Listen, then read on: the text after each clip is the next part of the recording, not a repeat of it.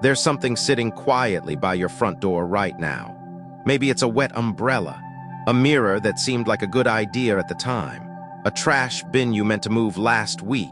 Small things, normal, familiar. But what if one of them has been slowly turning away your prosperity day after day without you even knowing? The truth is, your front door isn't just a way in or out. It's the threshold between everything you welcome and everything you unknowingly reject. Energy, whatever name you give it, follows flow, rhythm, and intention. And the first place it meets when entering your home is that front step, that small mat, that dim corner, that object you've walked past 100 times without thinking twice. Let's be honest, life gets busy. We all do what's convenient, toss down the umbrella, place the mirror because it looks nice. Leave the trash bin near the entrance because it's practical. But sometimes, those convenient choices come with hidden consequences. Not dramatic ones, but slow, quiet disruptions. The kind that make a house feel just a little heavier, a little off. The kind that chip away at clarity, mood, and yes, sometimes even luck. So here's the question. If your home is where you recharge, refocus, and reset, why let the very first step inside be where energy gets blocked? In this video, we're going to uncover a few simple, everyday mistakes that could be costing you more than you think. Not by superstition or fear, but by subtle signals your space is sending, whether you realize it or not. Because the smallest shift at your doorstep might just change how the rest of your life feels when you walk through it. Part 1. Your front door decides what energy gets to stay. Have you ever walked into your own home and felt like something was off? Not broken, not dramatic, just slightly misaligned. A heaviness you can't quite name. A sense that things are harder than they need to be even when everything looks fine. You chalk it up to stress, to aging, to the weather. But what if the answer starts much closer than you think, right at your front door? The entrance to your home is not just a functional space. It's not just where packages pile up and shoes get kicked off. It's the first conversation your house has with the outside world and with you. It's the moment where energy either enters with ease or hesitates and turns away, and most of us never give it a second thought. We decorate the living room, we organize the kitchen, we buy throw pillows and paint swatches, but the front door, it becomes background, a passage, not a place. Yet in many cultures, and increasingly in modern design psychology, the entrance is the mouth of the home. And like any mouth, it can either nourish or repel. It can welcome joy or shut it out. The way your front door looks, feels, smells, even the objects that gather near it all send messages, some clear, some subtle, but all powerful in shaping what kind of energy your space allows to stay. Think of a warm home you visited, maybe your grandmother's house, or a friend's cozy cottage. The moment you stepped inside, you felt safe, warmed, invited. Why? It wasn't just the couch or the coffee. It was the quiet sense that nothing was fighting to get in or out. The entrance was aligned. The space said, "You're welcome here." That's what we're talking about, not just design, but energetic permission. Now ask yourself honestly, what does your front door say today? Does it whisper, "This is a calm, intentional home"? Or does it sigh under the weight of forgotten things, stale corners, broken rhythms? Many people, especially women over 55, tell me they feel like their homes have changed, and they're not sure why. "I used to love being here," they say. "But lately it just feels tired, like the energy's off." And almost every time we trace that feeling back to the entrance. To small things, a light bulb that went out and stayed out, a dusty corner, a dead plant, a mirror placed without thought, a doormat that's worn so thin it no longer filters anything. Here's what you need to know. Energy, whether you think of it as spiritual, emotional, or just the vibe of your space, moves based on flow. It looks for cues. The front door gives it direction. If the entrance is cluttered, dim, stagnant, or ignored, that message echoes into the rest of your life. You might feel scattered. Your finances may seem to stall. Projects go unfinished. You start something new but can't seem to sustain it. It's not magic, it's momentum. And it begins at the threshold. Imagine standing outside your own home for a moment, not as its owner, but as a visitor. What do you notice first? Is there light? Is there scent? Is the path clear? Do you feel gently drawn in or paused by something unseen? Now walk yourself through that door. What's the first breath your home takes when it greets you? Is it a deep inhale of welcome, or is it holding its breath, unsure of what you'll bring in? These may sound poetic, but they have practical roots. Studies in behavioral architecture show that our mood shifts the moment we step across a boundary. Light, sound, scent, and visual clutter all influence whether we feel safe or unsettled.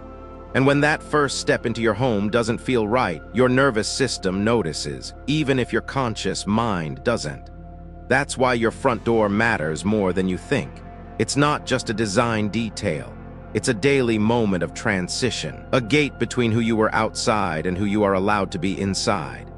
So what can you do? Start simple. Step outside. Look at your door as if you've never seen it before.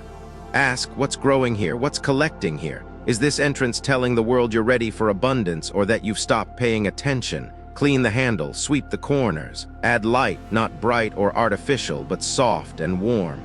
Let the space feel like an open palm, not a closed fist. If you want to go deeper, ask what's lingering near your entryway that carries the wrong message. A broken pot you've stopped noticing, an umbrella that never dries, a trash bin too close to the welcome mat. These things aren't evil, but they hold stories. Stories of delay, of neglect, of energy that once flowed but now sits still. Letting them stay is like telling opportunity. Try again later. But here's the hope. The shift doesn't have to be big, just intentional. Just enough to let your space speak clearly again. To say, this is a home where good things are welcome and they're safe to stay. Because your front door isn't just where you walk through, it's where your life walks in. Part 2, 3 little things that quietly shut your energy down. Item 1. A wet umbrella by the door, a sign that movement is stuck. It starts with something so small, so ordinary that we stop seeing it at all. A wet umbrella by the front door. You came home in the rain, dropped your keys, kicked off your shoes, and leaned it in the corner just for now. Maybe you meant to move it. Maybe you always leave it there. Either way, it stays. And that's where the energy begins to stall. We don't think of umbrellas as emotional objects, but a wet one left open or dripping by the entrance tells a story. It carries the outside world in with it, stormy, unsettled, uncertain. And when it lingers too long at the door, it holds that unsettled energy right where flow is supposed to begin. The front door is meant to breathe. It's where fresh ideas, good luck, and new opportunities walk in. It's the inhale before life continues. But moisture blocks breath. It creates heaviness, an invisible weight that settles into the space without asking. You might not notice it in the moment, but the ripple effect shows up in how your day begins, in the projects that don't move forward, in the quiet sense that something's stuck and you don't know why. Now pause and ask yourself, how many times have you walked past that umbrella without touching it? Without drying it, folding it, or even seeing it? That's how stuck energy works. It blends in.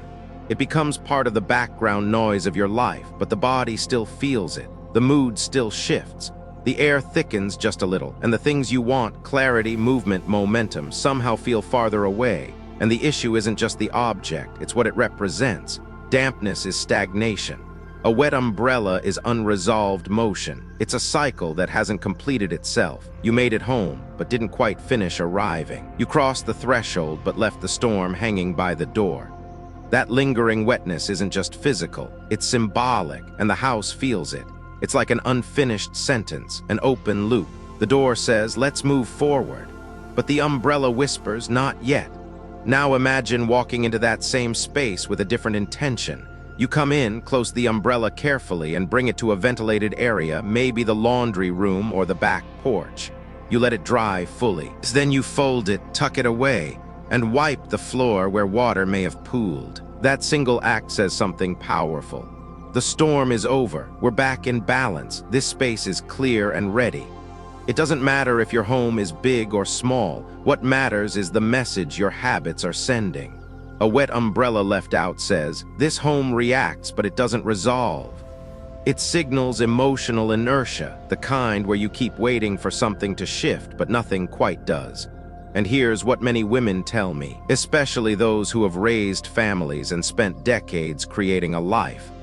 I don't have time to fuss over where an umbrella goes. And that's completely fair. This isn't about being perfect.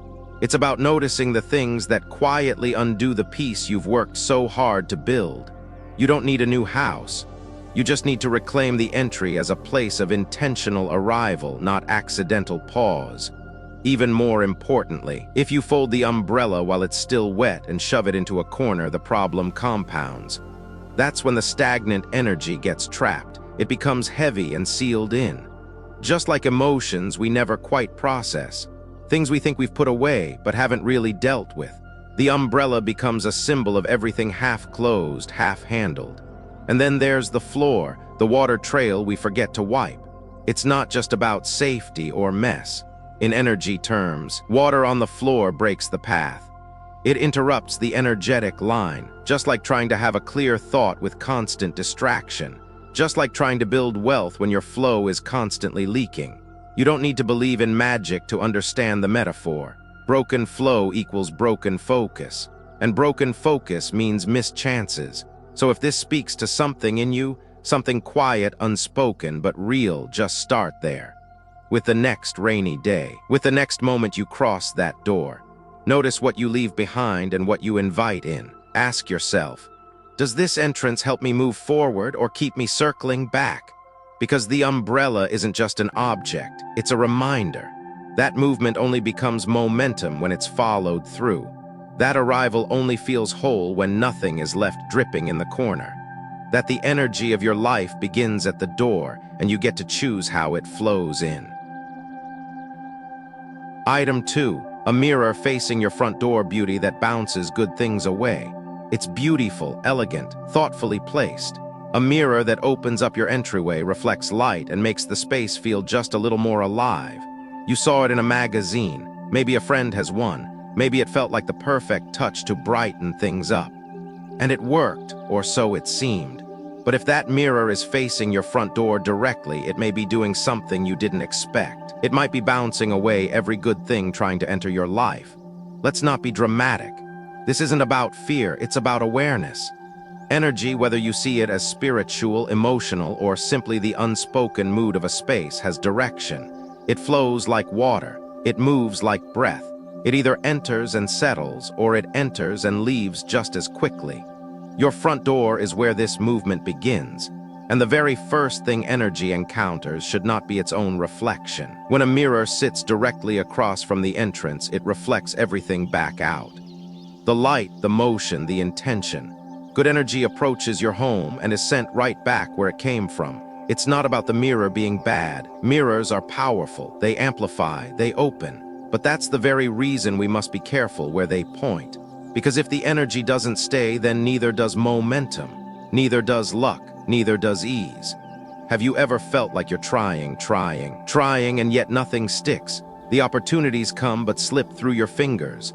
The plans begin but fall apart halfway through. The days pass but never feel anchored. You don't lack effort. You're doing everything you can, but sometimes the space is quietly undoing what you're building. And often it starts with that one polished surface, shiny, silent, and unknowingly misdirecting the flow. Mirrors reflect truth, but when placed without thought, they also reflect confusion. Instead of grounding a room, they fracture its center. Instead of bringing clarity, they create rebound. A mirror facing the front door is like a revolving door of energy. Nothing settles, nothing stays. And over time, the people inside feel that restlessness too. You may feel scattered, unfocused, always moving but rarely arriving. And this happens most often in homes that are otherwise cared for. That's the irony. It's often in the most thoughtful spaces, clean, designed with love, filled with beautiful things, where this mistake goes unnoticed. Because beauty isn't the problem, the direction is. Beauty should invite, not repel. And when a mirror stands like a wall between your home and what's trying to enter, the beauty turns cold, distant, decorative, but disconnected. So what's the solution? You don't need to remove the mirror entirely. Just shift its angle. Move it slightly to the left if you want to invite in wealth, progress, and growth. That's the direction of movement, the side that encourages new energy to take root. Or shift it to the right if you're seeking balance, calm, and steady relationships. That's the harmonizing side. Both placements allow the mirror to do what it does best: expand, brighten, reflect, without blocking what should be allowed to stay. And once you move it, look again. Not just at the wall, but at the feeling in the space. Does it feel like the energy lingers now? Does it feel a little more alive? It's subtle, but you'll notice it, and more importantly, you'll feel it. Now take it one step further, clean it. Not just with a wipe, but with presence. Mirrors collect more than fingerprints. They collect the echo of whatever stands in front of them. And over time, that builds up, especially near the entrance where energy shifts are constant. A dusty mirror doesn't just blur your reflection. It blurs your message. It says, "I'm not seeing clearly." And the space responds in kind. And then there's the symbolic level. What does it mean to constantly reflect outward rather than inward? What message does it send when your home's first instinct is to turn something away, even if it's done beautifully? These are not questions of superstition, they are questions of alignment, of whether your space is acting in harmony with your intentions or in quiet opposition to them. Because for many of us, especially in this stage of life, what we want is actually very simple. We want peace. We want clarity.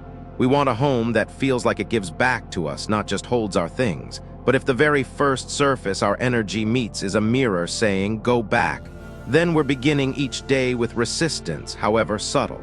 And that resistance builds, not loudly, not catastrophically, but gently, persistently, until we start to believe that maybe things just don't work out for us the way they used to. But that isn't truth, that's reflection, a loop we've allowed to repeat, and we can change it. So next time you walk through your door, pause for one extra second. Notice what greets you, not just the colors or the light, but the feeling. Does your home feel like a place where things come in and settle, or where they glance off the surface and disappear? And if the answer feels a little off, know this: it doesn't take a renovation, just a redirection, because your mirror has a voice, and now so do you. Item 3.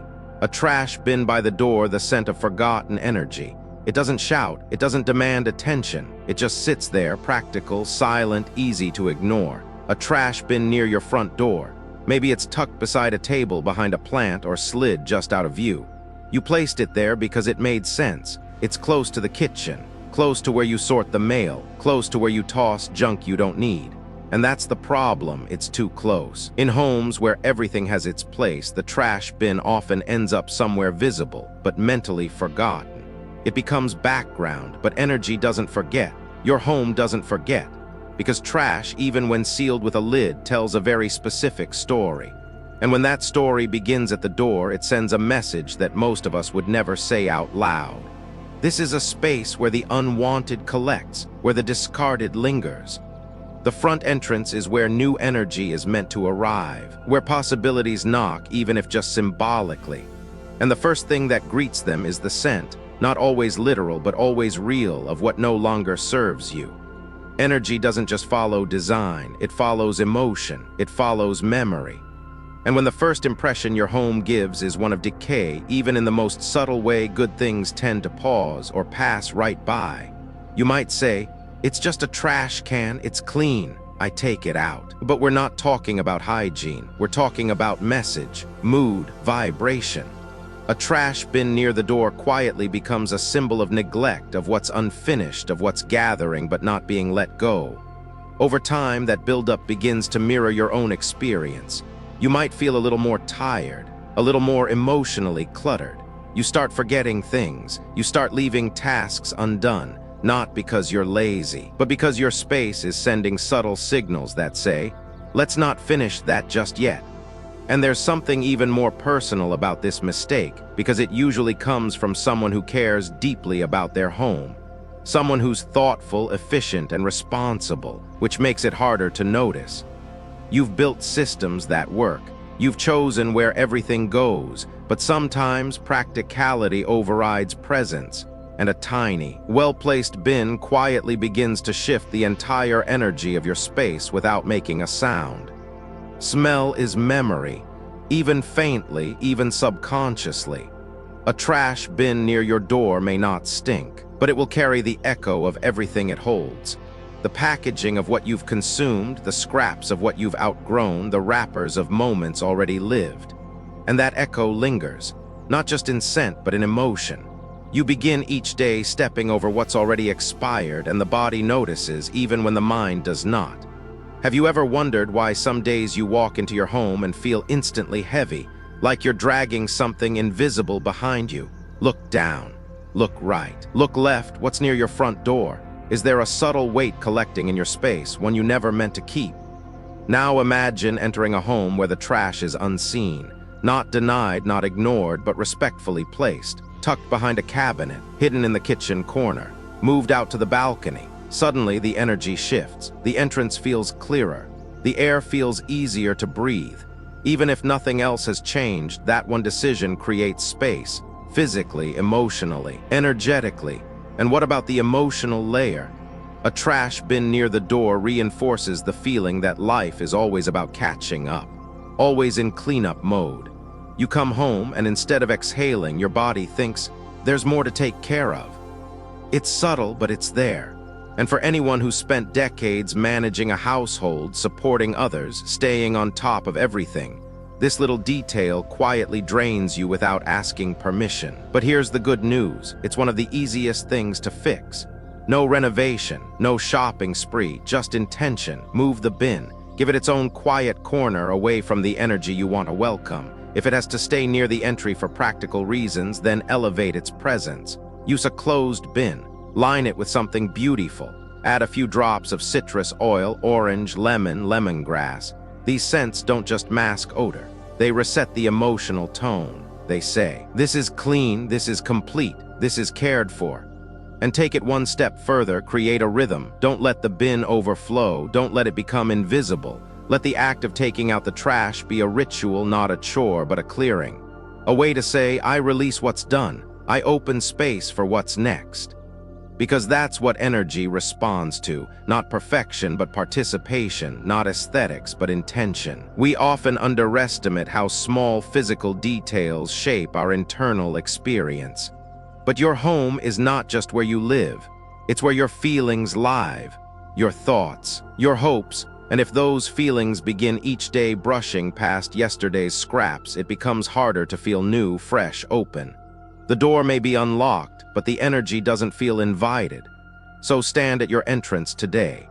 Breathe, look around, ask, what have I stopped noticing? What sits here that speaks of endings, not beginnings? And if the answer is a trash bin, move it. Not because it's ugly, not because it's wrong, but because you're ready to start treating your space as something more than functional. You're ready to let it reflect the version of you that no longer needs to carry what's already gone. Because good fortune doesn't just arrive. It listens. It notices how you care for what's already here, and it stays where it feels respected, even in the quietest corners. Part 3, don't just block bad energy, invite the good in. Number 1, a warm light by the door, a soft welcome that never overwhelms. Not all invitations are spoken, some are made of light. The kind that greets you quietly as you step inside. The kind that doesn't shout or sparkle, but glows gently like someone who's happy you're home. A warm light by the front door may seem like a small design choice, but it can shift everything. How your house feels, how your body softens when you enter, and how the energy of your space decides whether to stay or slip back out into the night. We spend so much time protecting our homes from what we don't want, locking doors, clearing clutter, blocking bad energy, fixing leaks. But we often forget to create a clear, welcoming signal for what we do want. Peace, prosperity, calm, clarity. These things don't barge in. They linger at the threshold, waiting to be invited. And light, especially warm, intentional light, is one of the most graceful ways to say, you're welcome here. Let's be practical. You come home late. The porch is dark. You fumble with your keys, squint into the shadows, and the first thing your nervous system does is brace. That moment of tension, even if small, sets the tone for everything that follows. But when there's a soft light near your door, Whether from a sconce, a lamp behind the window, or a lantern on the steps, something changes.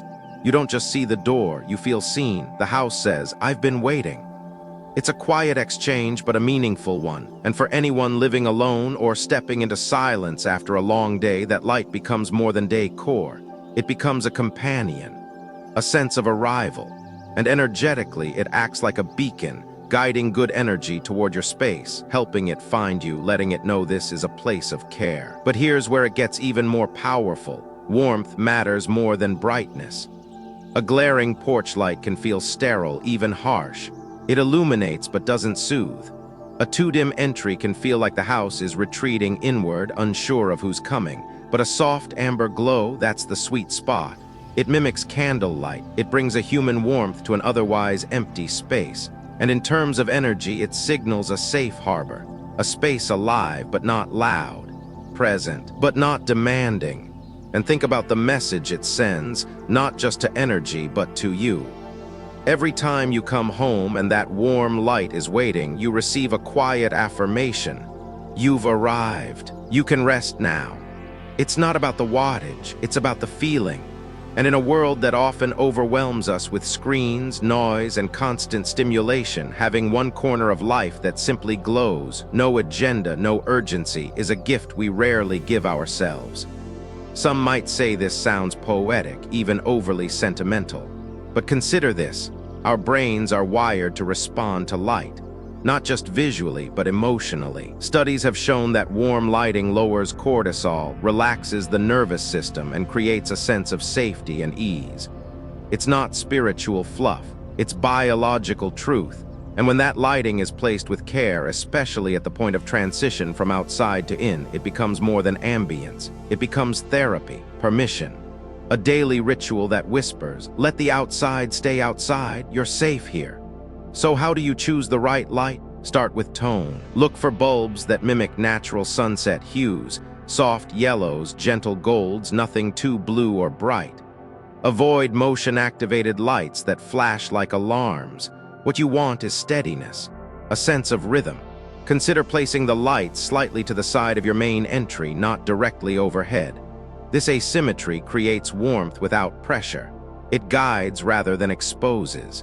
If you live in an apartment, a plug-in lamp just inside the entry can do the same work. A small table lamp with a fabric shade can cast a quiet glow that immediately softens the room.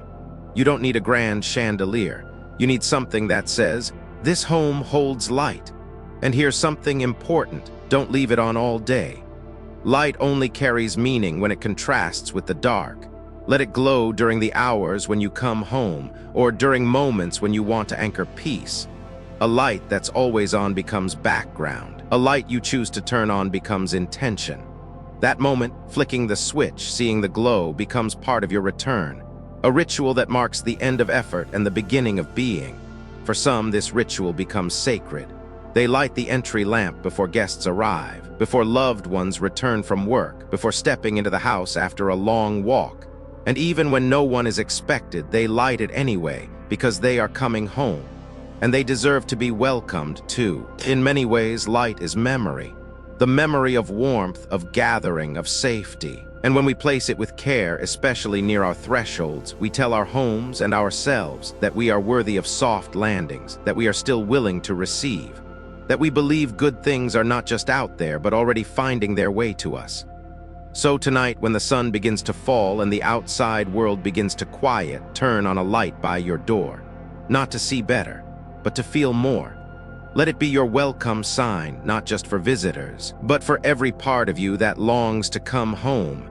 Because energy doesn't just enter through the door, it follows the light. Number 2, a vase of fresh flowers, living proof that joy belongs here. Fresh flowers don't ask for much. They don't fill a room with sound. They don't demand to be noticed. But place a small vase near your entryway, just within view of the door, and suddenly the whole space feels different. Softer, brighter, more alive.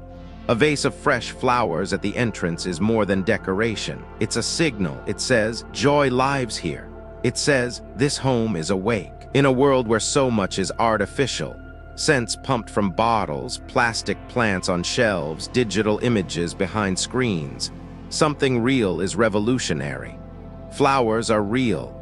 They bloom, fade, and make no apology for either. They invite you to pause for one extra second as you walk in. They remind you that beauty doesn't have to be perfect or permanent to matter. And that reminder, right at the threshold, changes everything. When you enter a home and see fresh flowers, your body relaxes without effort. Your mind softens, your breath slows. The space suddenly feels cared for, not just managed. There's a difference. A managed home is organized, a cared-for home is alive. And flowers, no matter how simple or small, tell you that someone here is still choosing joy, even in the middle of an ordinary week. It doesn't have to be a grand bouquet. In fact, it's better if it's not. 1 or 2 sunflowers, a handful of daisies, a single stem of peony, open and bold. What matters is that they're fresh, alive, watered, not forgotten, because wilted flowers, just like old thoughts or neglected feelings, carry the energy of decline. A beautiful thing, once vibrant, now fading in plain sight. And that message, whether we realize it or not, changes how we feel. So yes, flowers matter, especially by the door. That's where energy enters. That's where emotion sets the tone. And when the first thing your eyes land on is something blooming, something that didn't exist a few days ago and might not tomorrow, your whole sense of space shifts. You start to remember that life is still unfolding, that something is always growing here. And this isn't just poetic thinking. There's science here too. Studies show that people who keep fresh flowers in their homes report lower levels of stress and higher levels of gratitude. Not because flowers fix problems, but because they remind us gently that not everything has to be fixed. Some things just have to be appreciated while they last. A vase of fresh flowers also creates what designers call a moment, a place the eye naturally rests. And when that moment is placed at your entrance, it becomes part of your transition, from outside to in, from doing to being, from noise to stillness. It becomes a quiet invitation to return to yourself, to your breath, to the sanctuary of your own space. Some people hesitate, but flowers don't last. That's the point, they aren't meant to. Their beauty lies in their impermanence, and that's what makes them so powerful. They teach us to care without clinging, to tend without trying to control, to enjoy without needing to extend. In this way, a vase of flowers becomes a lesson as much as a decoration. Joy doesn't have to last forever to be real. So how do you bring this into your own home? Keep it simple.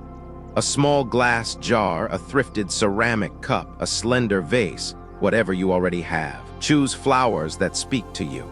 Gerbera daisies for cheer, peonies for elegance, sunflowers for boldness. Change the water every day. Trim the stems, replace the blooms as soon as they begin to fade. Don't let them become background, let them stay alive. And if you want to deepen the energy they bring, place them near natural light. Let the morning sun touch their petals. Let your guests see them as they arrive. Let yourself see them first thing when you return. Let them greet your energy with theirs.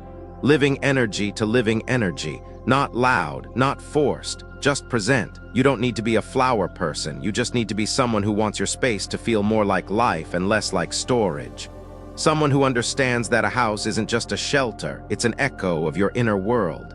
And when you place something living at its heart, that echo becomes a little more human, a little more tender, a little more willing to receive. And because fresh flowers don't just say, "This is a beautiful home."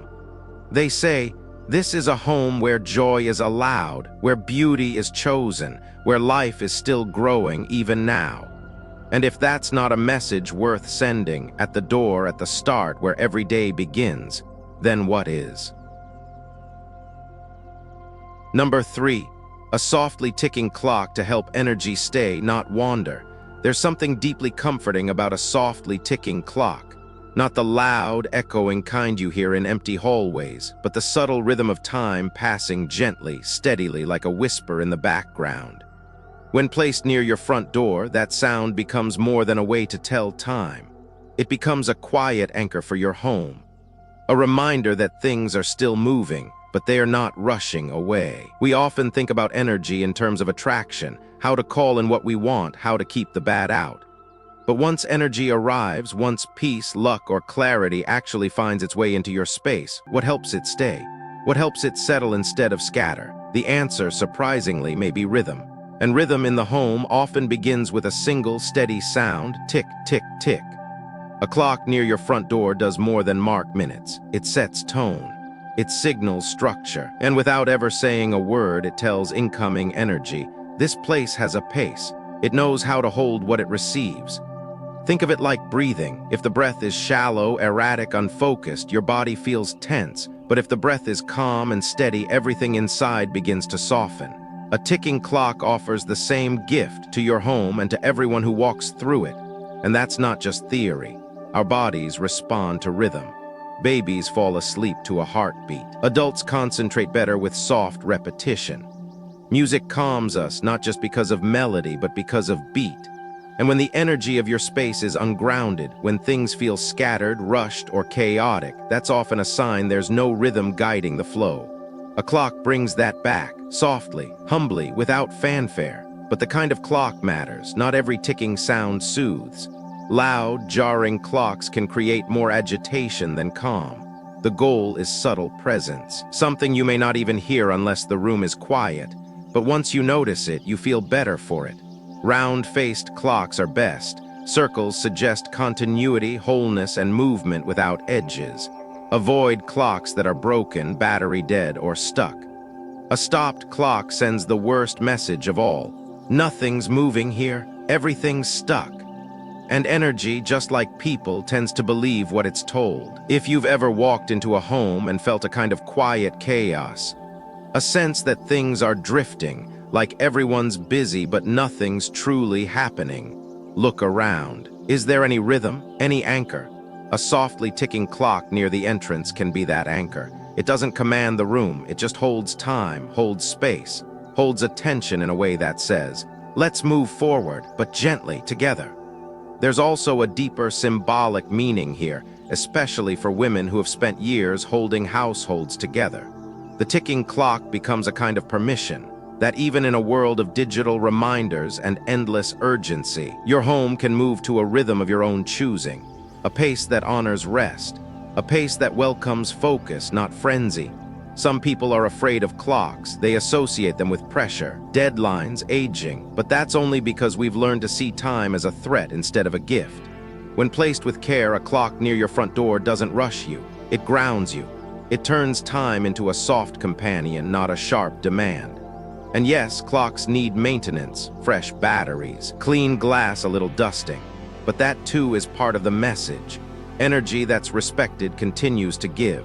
You don't need to obsess over the time. You just need to make sure it moves, steady, true, present.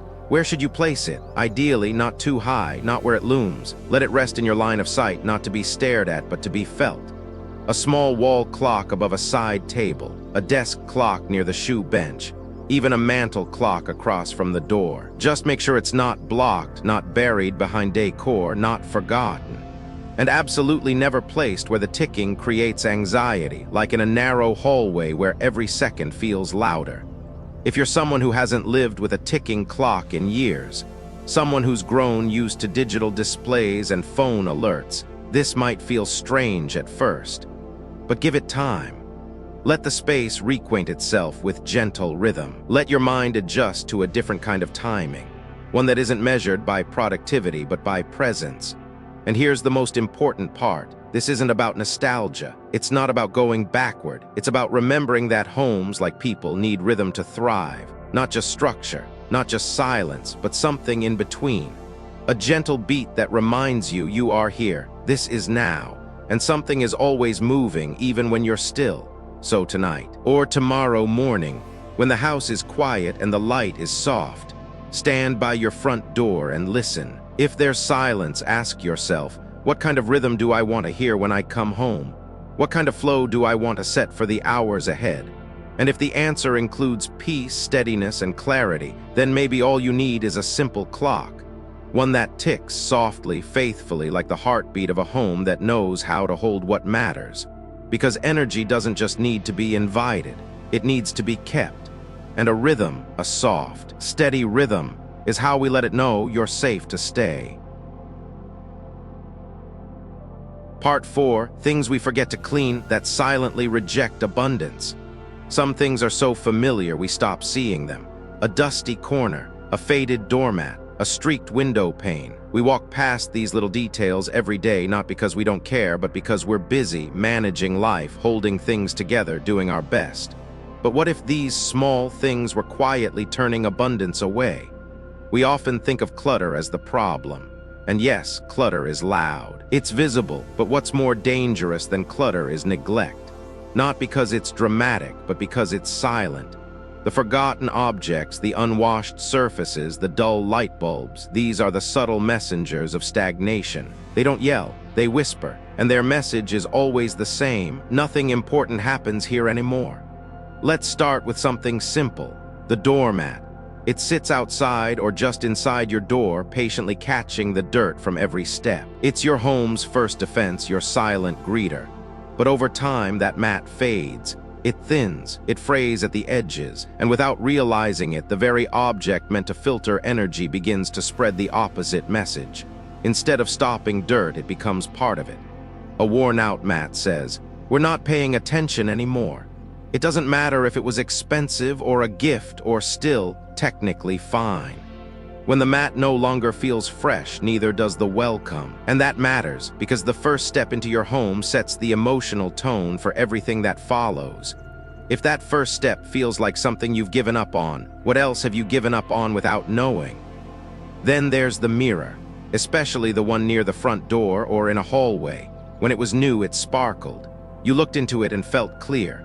But mirrors don't stay clean on their own. They collect fingerprints, dust, little spots that seem invisible until they aren't. And an unclean mirror doesn't just reflect poorly lit images. It reflects distorted energy. It confuses intention. It makes things look duller than they are, which over time starts to influence how you see your own space and yourself. Now pause and think about the last time you really saw your mirror.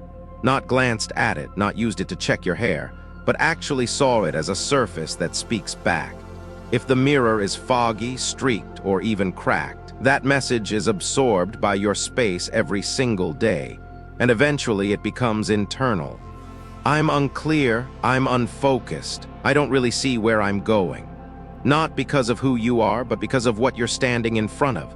Then we have the corners, the baseboards, the ceiling edges, the quiet places where dust gathers. You don't notice them at first, but dust is memory. Dust is unprocessed time, and when it collects, it sends a quiet message. This part of the home isn't part of the living anymore. But here's the truth, it is. Every part of your home is part of your story. Even the corners, especially the corners. That's where energy either pools or dies, and the strange part, you'll often feel it before you see it. A sudden lack of motivation, a mood you can't quite explain, a recurring sense of why do I feel stuck when everything looks okay? That's the moment to look at what you've stopped noticing, because energy doesn't respond to what you say, it responds to what you maintain. So what can you do? You don't need to scrub your house top to bottom every week, but pick one forgotten space. Today, wipe the doormat, shake it out, replace it if it's lost its grip. Clean the mirror not with resentment but with care, as if you're preparing a space not just for your reflection but for your return. Dust the corners with intention, let them feel seen again, and in doing so you'll notice something beautiful. The air shifts, not dramatically, but noticeably, as if the home has taken a deeper breath. And here's what's most important. This is not about perfection, it's not about aesthetics, it's about attention. Abundance doesn't show up where things are flawless, it shows up where things are tended, where life is being noticed even in the quietest corners, especially in the quietest corners. If your front door is the mouth of the home, these forgotten places are the pulse, the heartbeat, the quiet rhythms that either sustain your energy or slowly drain it. And when we let them go too long, something inside us mirrors that neglect. We stop trying quite as hard. We delay the small joy.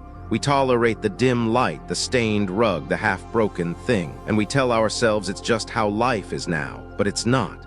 Because every time you bring attention back to what you've forgotten, you bring energy back to yourself. You say, "This matters, I matter. My space still deserves presence." And that message, that one subtle message, is what abundance listens for. It doesn't need loud affirmation, just quiet care. Just a door that feels like it's truly opened. Just a home that says in its own soft voice, "I'm not shutting down, I'm still awake, I'm still welcoming." So ask yourself today not what's wrong, not what needs fixing, but what has gone unseen. What part of your home is waiting for your eyes to return? That's where the shift begins. That's where energy comes back. Because abundance doesn't just knock, it notices, and it stays where it feels noticed in return. Final, what if your front door wasn't just a way in or out? What if it was a mirror of how you begin your days and how you end them? A reflection not of how your home looks, but how it feels, what it welcomes, what it pushes away, and most importantly, what it's quietly teaching you about the energy you allow into your life. We've talked today about simple things: an umbrella, a mirror, a trash bin, a light, a flower, a clock, things you already have, things you walk past every day, but that's the point. These small details speak, and they're speaking now whether or not we're listening. Science tells us that environments shape emotion, that the brain responds to rhythm, to light, to scent, to sound. But long before research proved it, you felt it. In the room that made you breathe easier, in the house that made you feel stuck, in that one space that used to feel like home but somehow doesn't anymore. You don't need to believe in energy to know when something's off.